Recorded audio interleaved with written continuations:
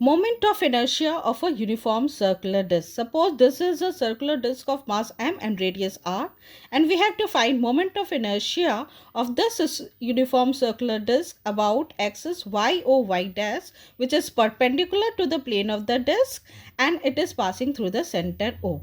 Surface area of disk is equal to pi r square, where r is the radius of the disk. Mass per unit area of disk is equal to m by pi r square. इस circular disc का total mass m है. जब उसको पाई are square से divide करेंगे तो मास per unit area of disc निकल जाएगा. अब अगर हम लोग कंसिडर करते हैं कि एक स्मॉल एलिमेंट dx है जो एक सर्कुलर स्ट्रिप होगा जिसका रेडियस x है और विड्थ dx है, तो उस स्मॉल एलिमेंट का जो सरफेस एरिया होगा वो इक्वल होगा 2 पाई एक्स डी एक्स के. यहाँ पर 2 पाई एक्स है लेंथ है इस सर्कुलर स्ट्रिप का और dx जो है वो विड्थ है.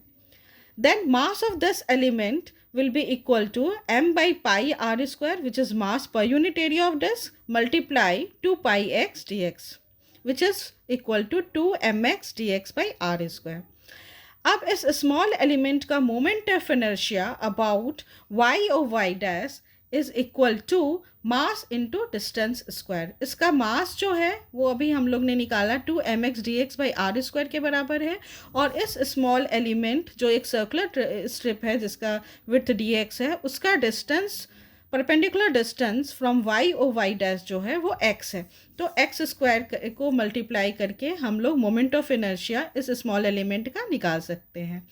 अब इस मोमेंट ऑफ इनर्शिया को जब हम इंटीग्रेट करेंगे within limits x is equal to 0 to x is equal to r, that is जब x 0 था और जब r x is equal to r, उन लिमिट्स की में जब इस मोमेंट ऑफ इनर्शिया को हम लोग इंटीग्रेट करेंगे तब निकलेगा moment of inertia of circular disc about Y O Y dash. और इसको सॉल्व करके जो फाइनली मोमेंट ऑफ इनर्शिया इस यूनिफॉर्म सर्कुलर डिस्क का निकलेगा वो इक्वल होगा हाफ m r स्क्वायर के.